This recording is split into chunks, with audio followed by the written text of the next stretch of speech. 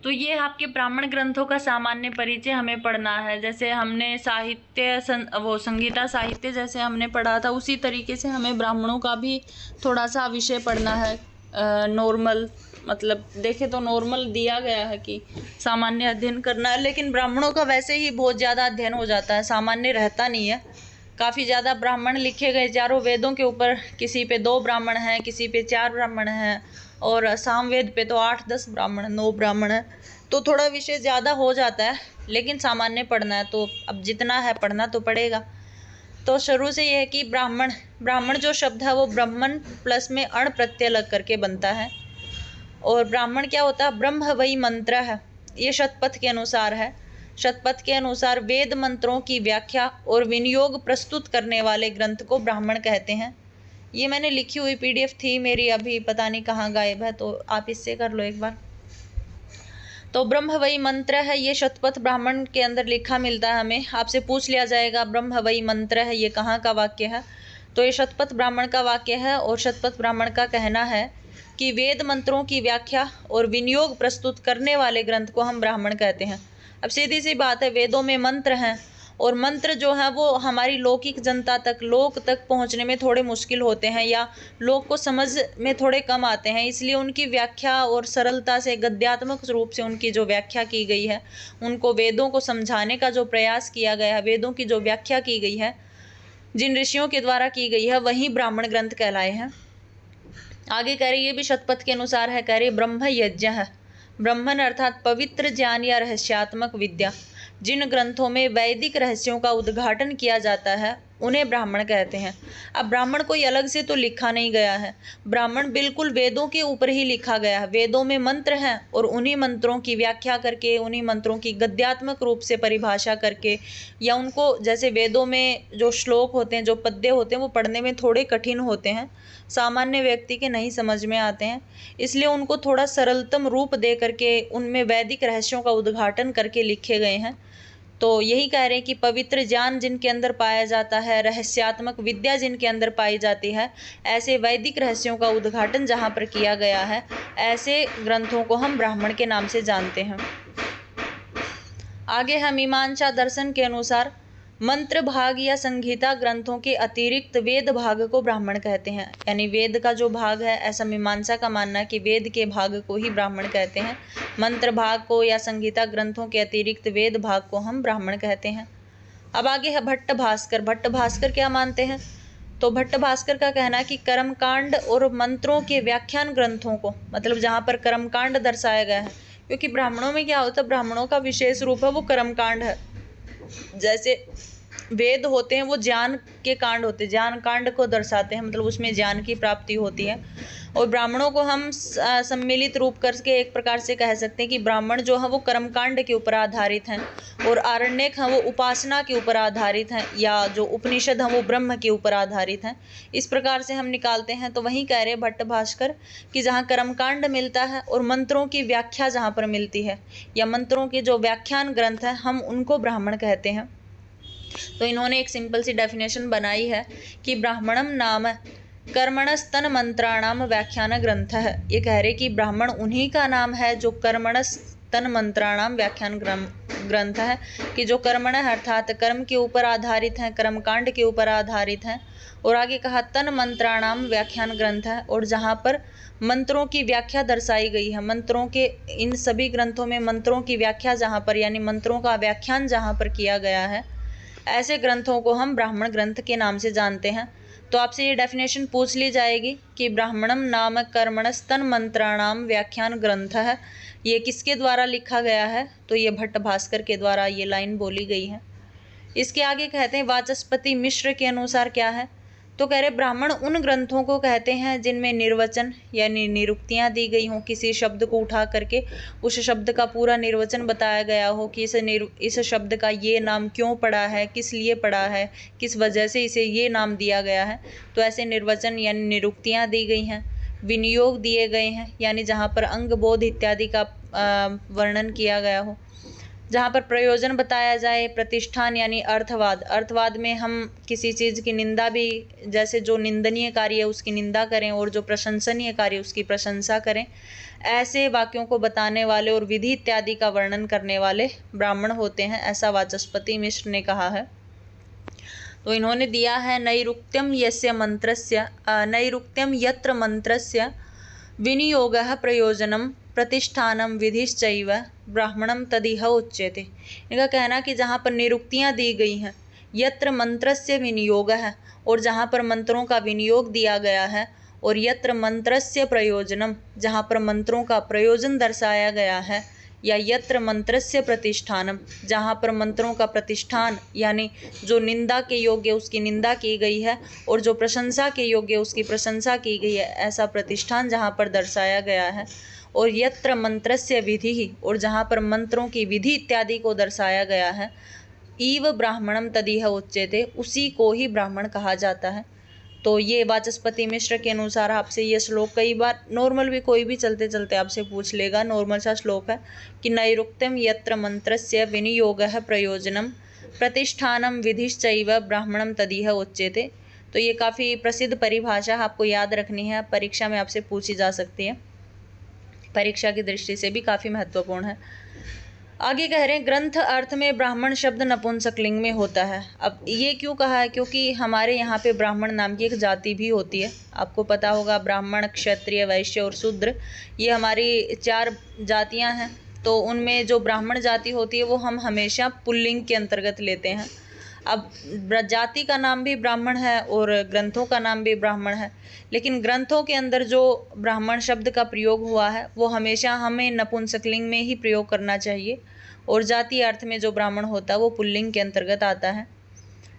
आगे कहते हैं कि ब्राह्मण शब्द का ग्रंथ अर्थ में प्रयोग अष्टाध्यायी में, निरुक्त में, शतपथ ब्राह्मण में और ऐत्रेय ब्राह्मण आदि में हमें प्राप्त होता है। आगे कह रहे कि पाणिनि की अष्टाध्यायी में अनुब्राह्मण का भी उल्लेख प्राप्त होता है, अनुब्राह्मणादीनि, ये एक सूत्र है 4थे अध्याय के 2य पाद के 62वां सूत्र ये कहता है कि अनुब्राह्मणादीनि, ऐसा करके अनुब्राह्मण इत्यादि का उल्लेख वहाँ पर प्राप्त होता है। आगे कह रहे कि काशिका में ब्राह्मण के सदृश ग्रंथ को अनुब्राह्मण कहा गया है। ये एक ब्राह्मण होते हैं, एक अनुब्राह्मण होते हैं। अनुब्राह्मण थोड़ा लघुकाय ग्रंथ होता है जिसमें केवल मात्र एक अंश का वर्णन जहाँ पर मिलता है, एक देश का वर्णन जहाँ पर मिलता है। जैसे हम क्या कहते हैं कि ये दर्शन है, जैसे हम बोलते हैं सांख्य सूत्र एक पूरा दर्शन है, और सांख्य कारिका उस सांख्य सूत्र का एक प्रकरण ग्रंथ है। प्रकरण ग्रंथ हम किसको कहते हैं कि जहाँ पर एक अंश का वर्णन हो, एक अंश या एक देश को जहाँ पर दर्शाया जाए वो प्रकरण होता है। तो उसी प्रकार से ब्राह्मण और लघु ब्राह्मण यानी अनुब्राह्मण कहे जाते हैं कि ब्राह्मण होता है उसमें हर प्रकार का वर्णन पाया जाता है, बहुत अनेक अंशों का वर्णन पाया जाता है, अनेक देशीय होते हैं।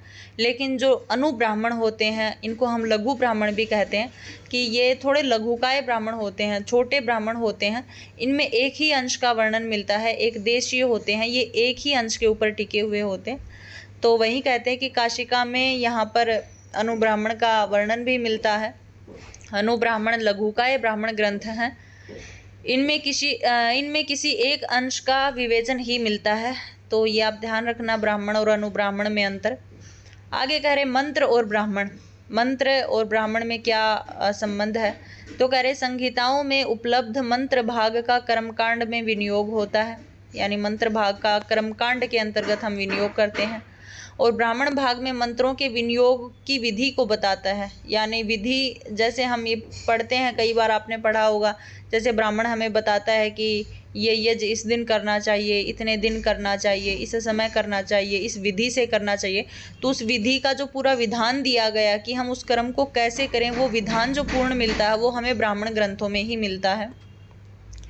अब कह रहे कि एक मूल है, दूसरा उसका व्याख्यान या भाष्य है। मतलब जो वेदों के मंत्र हैं वो मूल मंत्र हैं, और उन मंत्रों की व्याख्या करना, उन मंत्रों के विनियोग को दर्शाना, उनके प्रयोजन को दर्शाना क्या है, उनके भाष्य को करना, वे ब्राह्मण ग्रंथ कहे जाते हैं।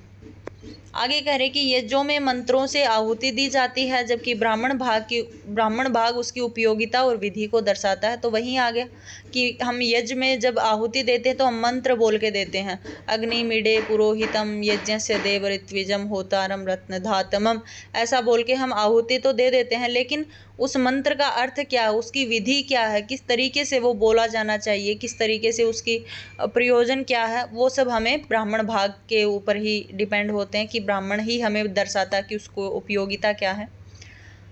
आगे कह रहे कि वैदिक वाङ्मय एवं वैदिक साहित्य में ब्राह्मण, आरण्यक और उपनिषदों का भी समावेश किया जाता है। तो आपको पता ही है कि हम वैदिक वाङ्मय या अपना वैदिक साहित्य जो मानते हैं उसमें हम वेदों को, ब्राह्मणों को, आरण्यक और उपनिषदों का समावेश करते हैं। हमारा मानना है कि उसके बाद के जो वेदांग इत्यादि हैं वो लौकिक के अंतर्गत होते हैं। वैदिक वाङ्मय में या वैदिक साहित्य में हमारे वेद, ब्राह्मण, आरण्यक और उपनिषद ही आते हैं, और उपनिषदों को हम कहीं कहीं वेदांत भी कहते हैं। तो वेदांत आप ये न समझ लेना कि ये दर्शन वाला है, नहीं, वेदांत वैदिक साहित्य के अंतर्गत आता है, क्योंकि वेदों का अंतिम भाग उपनिषद है। वैदिक साहित्य में वेदों का अंतिम भाग उपनिषद है, इसलिए उपनिषदों को हम वेदांत कहते हैं। आगे कह रहे हैं वेद शब्द का गौण अर्थ वैदिक साहित्य लेने पर ब्राह्मण ग्रंथों को भी वेद कहा जाता है। कह रहे कि वेद शब्द का प्रधान अगर अर्थ लेते हैं तो वेद ही निकलता है, लेकिन गौणता से अगर उसका अर्थ लिया जाए तो ब्राह्मण ग्रंथ ही निकल आता है उसका, तो ब्राह्मण ग्रंथों को ही वेद कहा जाता है।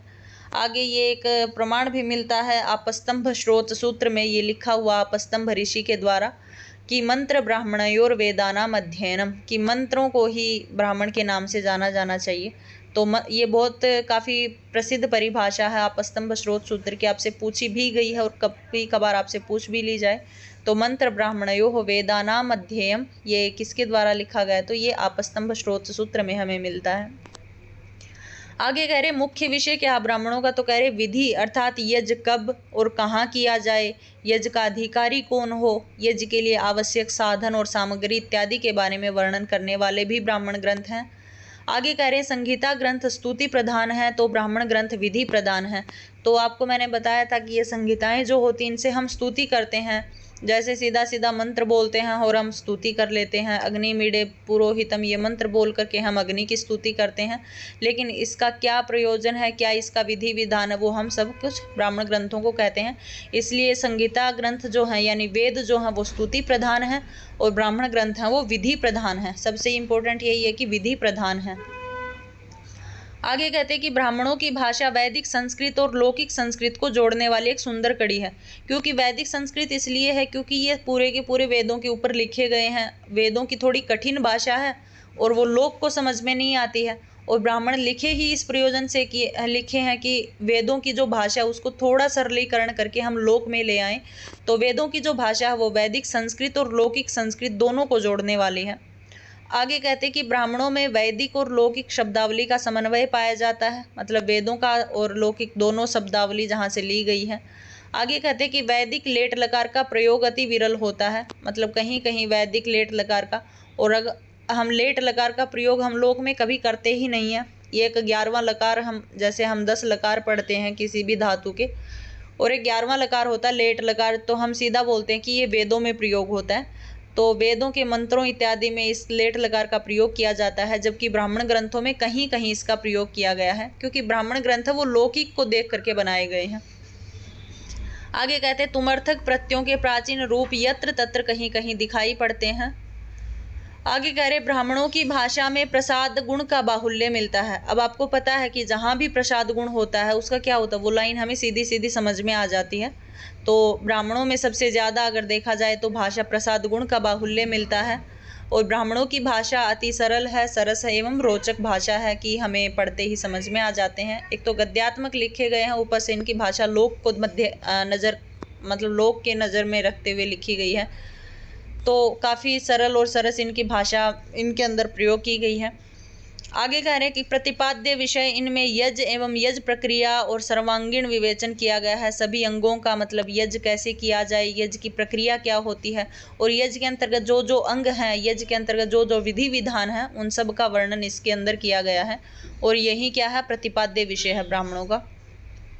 अब ये कुछ ब्राह्मणों के रचयिता हुए हैं, जैसे कौशिकी ब्राह्मण लिखा गया है, वो कौशिकी ऋषि के द्वारा लिखा गया है। भारद्वाज ब्राह्मण भारद्वाज के द्वारा लिखा गया है। शतपथ ब्राह्मण याज्ञवल्क्य के द्वारा लिखा गया है। शांखायन ब्राह्मण आप पढ़ेंगे तो शांखायन ऋषि के द्वारा है। ऐत्रेय ब्राह्मण पढ़ेंगे तो आप महिदास के द्वारा लिखा गया है। बास्कल ऋषि के द्वारा शाकल, गार्ग्य, शौनक और आश्वलायन, ये कुछ ऋषि हुए हैं जिन्होंने ब्राह्मण ग्रंथों की रचना की है। आगे कह रहे हैं कि यज्ञ मीमांसा के मुख्य दो भाग हैं, एक विधि है और एक अर्थवाद है। विधि आप जानते ही हैं कि नॉर्मल विधि विधान के बारे में जहाँ वर्णन हो कि यज्ञ की प्रक्रिया की विधि कैसी होनी चाहिए, इस प्रकार की विधि को दर्शाने वाले ब्राह्मण हैं। और एक दूसरा कार्य इनका अर्थवाद होता है। अर्थवाद मैंने अभी पीछे बताया कि जिसमें निंदा और प्रशंसा दोनों सम्मिलित किए जाते हैं, कि जहाँ पर जिस कार्य की निंदा की गई हो हमें उससे बचना चाहिए, उस कार्य की निंदा करनी चाहिए, और जिस कार्य की प्रशंसा करनी चाहिए उसकी हमें जिस कार्य की प्रशंसा हो, जिस मंत्र में प्रशंसनीय कार्य दिया गया उसकी प्रशंसा करें, तो ये अर्थवाद होता है। तो कह रहे विधि का अभिप्राय क्या है, तो कह रहे यज्ञ प्रक्रिया का पूरा विस्तृत वर्णन कि यज्ञ की प्रक्रिया कैसी है वो विधि कहते हैं। अब आपस्तंभ का कथन है कि कर्म चोदना ब्राह्मणानि, अर्थात ब्राह्मण ग्रंथ विविध यज्ञ रूप कर्मों में मनुष्यों को प्रेरित करते हैं। तो जो ब्राह्मण ग्रंथ हैं वो अनेक प्रकार के यज्ञ रूप के जो कार्य हैं, जो कर्म हैं, उनको मनुष्यों को उन सभी यज्ञ कार्य इत्यादि में लगाते हैं। यही वे ब्राह्मण ग्रंथों का प्रतिपाद्य विषय है। तो ये कर्म चोदना ब्राह्मणानि, ये जो आपकी व्याख्या है या ये परिभाषा मिलती है वो आपस्तंभ का कथन है, आपको ये ध्यान में रखना चाहिए। आगे कह रहे अर्थवाद का अभिप्राय क्या है, तो कह रहे अर्थवाद का अभिप्राय स्तुति या निंदापरक विषय से है, कि जो प्रशंसनीय है उसकी स्तुति करें और जो नहीं प्रशंसनीय है उसकी निंदापरक अर्थात निंदा इत्यादि करके उससे दूर रहें। आगे कह रहे कि वाचस्पति मिश्र ने ब्राह्मण ग्रंथों के 4 प्रयोजन बताए हैं। अभी हमने पीछे पढ़ा था कि नैरुक्ति यत्र मंत्रस्य विनियोगः प्रयोजनम, ये हमने वहाँ पीछे वाचस्पति के द्वारा बताया था। तो अभी ये अपने जो 4 भाग इन्होंने बताए थे कि निरुक्ति के लिए वे ब्राह्मण लिखे गए हैं, विनियोग के लिए लिखे गए हैं, प्रयोजन के लिए या प्रतिष्ठानम विधिश्चैव ब्राह्मणम तदिह उच्यते, ऐसा हम पीछे पढ़ के आए थे। तो वही बता रहे कि निर्वचन क्या होता है, विनियोग क्या होता है, प्रतिष्ठान क्या होता है, अर्थवाद क्या होता है। तो निर्वचन कहते हैं कि शब्दों की निरुक्ति को बताना, अर्थात किसी वस्तु का नाम क्यों पड़ा है इसको बताना निर्वचन कहा जाता है, ये ब्राह्मणों का विषय है। आगे कहते हैं कि विनियोग अर्थात कह रहे किस यज्ञ की किस विधि में किन किन मंत्रों का पाठ किया जाएगा इसका पूरा विवरण देना विनियोग कहलाता है। आगे कह रहे प्रतिष्ठान अर्थात अर्थवाद, यज्ञ की विधियों की प्रशंसा करना या निंदा करना। अर्थवाद शब्द जहाँ कहीं भी आ जाए तो वहाँ पर 2 अर्थ निकलते हैं कि जो कार्य अच्छा है उसकी प्रशंसा करें और जो कार्य निंदनीय है उसकी निंदा इत्यादि करें। तो ये ब्राह्मणों का कर्तव्य है। आगे कह रहे कि विधि किसे कहते, तो कह रहे यज्ञ और उससे संबद्ध कार्यों का विस्तृत रूप से वर्णन करना विधि कहलाता है, और ये भी क्या है, ब्राह्मण कहलाता है, इसे ब्राह्मण कहते हैं।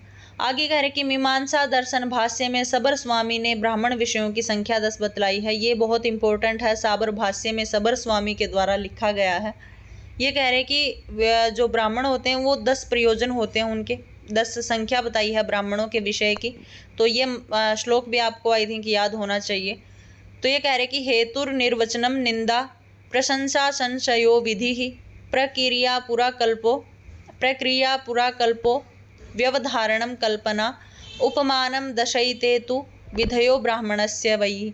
तो ये 10 प्रकार के हेतु, निर्वचन, निंदा, प्रशंसा, संशय, विधि, प्रक्रिया, पुराकल्प, व्यवधारण, कल्पना, उपमान, ये 10 विषय ऐसे हैं जो ब्राह्मणों के विषय हैं। तो ये सबर स्वामी के द्वारा लिखा गया साबर भाष्य का कथन है। आई थिंक आपको याद हो या याद न हो तो आप याद कर लेना। अब कहते हैं कि हेतु किसे कहते हैं, तो कह रहे यज्ञ में कोई कार्य क्यों किया जाता है। अब देखो कोई भी मनुष्य कार्य करता ना, वो बिना किसी हेतु या बिना किसी कारण प्रयोजन के तो करता नहीं है। तो वही है कि यज्ञ में कोई भी कार्य जब हम करते हैं तो वो किस कारण से करते हैं, किस हेतु से करते हैं, उनका वर्णन करना ही ब्राह्मणों का विषय है, इनका कारण बतलाना। आगे करें निर्वचन, यानी शब्दों की निरुक्ति बताना, कि जैसे नद शब्द, नदी शब्द क्यों पड़ा है, तो जब नदी बहती है तो वो शब्द करती, नद शब्द करती हुई चलती, इसलिए उसका नदी नाम पड़ गया। तो शब्दों की निरुक्ति बताना, निर्वचन बताना ब्राह्मण का विषय है। आगे करें निंदा, करें यज्ञ में निषिद्ध कर्मों की निंदा करना। जैसे यज्ञ में असत्य भाषण निषिद्ध है, तो उसकी निंदा कर दी जाए। जैसे हम बोलते हैं कि यज्ञ में निंदा नहीं करनी चाहिए या यज्ञ में चांदी इत्यादि का दान नहीं करना चाहिए। तो कोई मनुष्य अगर ऐसा कार्य करता है, कोई झूठ बोलता है, कोई निंदा करता है, कोई चांदी इत्यादि का दान करता है, तो वो कार्य निंदनीय है। तो ऐसा निंदनीय कार्य से हटाने के लिए हमें ब्राह्मणों की आवश्यकता होती है। प्रशंसा करना भी ब्राह्मणों का विषय है। यज्ञ में विहित कार्यों की प्रशंसा करना, अर्थात जो शास्त्र के अनुसार विहित कार्य हैं, जो शास्त्रों में दर्शाए गए हैं, ऐसे कार्यों को करना क्या कहलाता है? प्रशंसा कहलाता है। जैसे यज्ञो वै श्रेष्ठतमम कर्म, कि यज्ञ है वो सर्वश्रेष्ठ कार्य है और ये हमें करते रहना चाहिए, ये एक प्रशंसनीय कार्य है। तो इस प्रकार से ब्राह्मण हमें बताते हैं। संशय अर्थात किसी यज्ञीय कर्म के विषय में कोई संदेह उपस्थित हो तो उसका निवारण करना ब्राह्मणों का विषय है। विधि का अभिप्राय है कि यज्ञीय क्रियाकलाप की पूरी विधि का विशद निरूपण करना, ये भी इनका कार्य, ब्राह्मणों का कार्य है। आगे कह रहे प्रक्रिया क्या है, तो कह रहे इसके अर्थ के विषय में पर्याप्त मतभेद हमें मिलता है। प्रक्रिया का भाव है परार्थक क्रिया, यानी परहित या परोपकार वाले कर्तव्यों का वर्णन।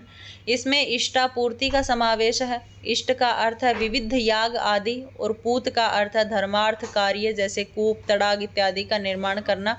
जहाँ धर्मार्थ इत्यादि का कार्य होता है वो भी ब्राह्मणों के अंतर्गत दर्शाया गया है। इससे आगे है पुराकल्प। पुराकल्प कहते हैं यज्ञ की विभिन्न विधियों के समर्थन में किसी प्राचीन आख्यान या ऐतिहासिक घटना का वर्णन करना। जैसे राजा के अभाव में जनता भयभीत रहती थी, अतः राजा के वर्ण की व्यवस्था की गई है। और हरिश्चंद्र उपाख्यान में प्रसिद्ध है कि चरई वैती चलते रहो चलते रहो। तो ये सारे कार्य किसके हैं? ब्राह्मण के विषय हैं कि हमें ऐसा जनता को एक आगे मोटिवेट करने वाला कोई होना चाहिए, जो हमें, जैसे हम भी कई बार मोटिवेट होते ना, कई बार हमें कोई बोलता कि चलते रहो कर्म करते रहो, सब कुछ अपने आप हो जाएगा सही। तो वही ये सब विषय है, ब्राह्मणों का विषय है। आगे कहते व्यवधारण कल्पना। अब ये बिल्कुल ऊपर वाले जैसा ही है, बस इसमें किसी मनुष्य को समझाया जाता है, लेकिन उदाहरण दे के समझा दिया जाता है या फिर थोड़ी कल्पना कर ली जाती है। तो कहते परिस्थिति के अनुसार कार्य की व्यवस्था करना। सायण ने इसका उदाहरण दिया है कि जितने घोड़े हों, जितने जलपात्र भरे रखें, घोड़े की संख्या के अनुसार आसनों की व्यवस्था की जाए। जैसे मतलब जो भी चीज़ है उसकी कल्पना करके, जैसे ऐसा होता कि बहुत सारे जहाँ पर घोड़े हों, बहुत सारे पुरुष हों, हमारी गिनती में नहीं आए, लेकिन कल्पना करके हम उतने की व्यवस्था करें, ऐसा ब्राह्मणों का विषय है। और उपमान में वही मतलब एक प्रकार से किसी को उदाहरण दे के समझाना। तो कह रहे कोई उपमा या उदाहरण दे करके वर्ण विषय की पुष्टि करना। जैसे ऐत्रेय ब्राह्मण में चरई वेती की पुष्टि में सूर्य का उदाहरण प्रस्तुत किया गया है कि सूर्य निरंतर चलता रहता है, कभी नहीं थकता है, मतलब हम कभी आलस्य को प्राप्त नहीं होता, हमेशा चलता रहता है। तो हमें भी ऐसे ही चलना चाहिए। तो एक प्रकार से हमें चरई वेती का उपदेश देते हुए हमें सूर्य का उदाहरण दिया जा रहा है। तो अतः उसकी तेजस्विता बनी रहती है, मतलब सूर्य हमेशा चलता है, आलस्य से रहित होकर चलता है, इसलिए वो हमेशा प्रकाशित रहता है। तो वही ये एक उपमा होगी। कह रहे सूर्यस्य पश्य क्षेमाणम यो न तद्तंद्रयते चरण चरई वेति। जैसे सूर्य कभी मतलब किसी भी प्रकार से आलस्य को प्राप्त नहीं करता है, वो हमेशा चलता रहता है, उसकी तेजस्विता बनी रहती है, इसलिए चरई वेति तुम भी चलते रहो, तुम्हारी भी तेजस्विता बनी रहेगी। तो इस प्रकार से किसी मनुष्य को कल्पना करके या उपमा दे करके समझाना ही ब्राह्मणों का विषय है। आगे कह रहे कि ब्राह्मण ग्रंथ की संख्या। कह रहे प्रति शाखा के अनुसार प्रत्येक शाखा के ब्राह्मण ग्रंथ थे, लेकिन काल के प्रभाव से अधिकतर तो लुप्त हो गए हैं, तथापि कुछ ब्राह्मण ग्रंथ अब भी उपलब्ध होते हैं। जैसे ऋग्वेद में ऐत्रेय ब्राह्मण लिखा गया है, शांखायन ब्राह्मण लिखा गया है, और शांखायन का ही दूसरा नाम कौशितकी ब्राह्मण है। यजुर्वेद में भी शुक्ल यजुर्वेद में शतपथ ब्राह्मण लिखा गया है, और कृष्ण यजुर्वेद में तैत्तिरीय ब्राह्मण लिखा मिलता है। अब सामवेद में आपको पता है 7 से 8 ब्राह्मण हमें मिलते हैं। तो तांडे ब्राह्मण सामवेद पर है, षड्विंश ब्राह्मण, सामविधान ब्राह्मण, आर्षेय ब्राह्मण, दैवत ब्राह्मण, छांदोग्य ब्राह्मण, संगीतोपनिषद ब्राह्मण, वंश ब्राह्मण और जैमिनीय ब्राह्मण। ये हमें 9 ब्राह्मण सामवेद में देखने को अभी मिलते हैं। और एक अथर्ववेद का ब्राह्मण हमें प्राप्त होता है, जिसको गोपथ ब्राह्मण के नाम से जाना जाता है। तो ये चारों वेदों के कुछ ब्राह्मण हैं, आपको ध्यान में रखने हैं, याद भी रखने कि कौन से वेद का कौन सा ब्राह्मण है, यहाँ से आपसे प्रश्न पूछा जाता है। और ये आई थिंक मैंने आपको सबके तो पढ़ा दिए थे, सामवेद के बचे थे कि सामवेद के मैंने सीधे लिखे हुए थे कि 8 या 9 ब्राह्मण हैं। तो सामवेद के सबसे ज़्यादा ब्राह्मण हैं, सबसे ज़्यादा हमें यही पढ़ने हैं। तो आई थिंक यहाँ तक केवल इतना ही बताया कि ब्राह्मण कहते किसे हैं, ब्राह्मण की परिभाषा क्या है, कहाँ कहाँ क्या परिभाषा दी गई है, ब्राह्मण लिखे क्यों गए हैं, इस प्रकार से कुछ बताया है। आई थिंक आपको समझ में आया हो। कहीं से कोई डाउट हो तो मेरे से आप पूछ सकते हैं।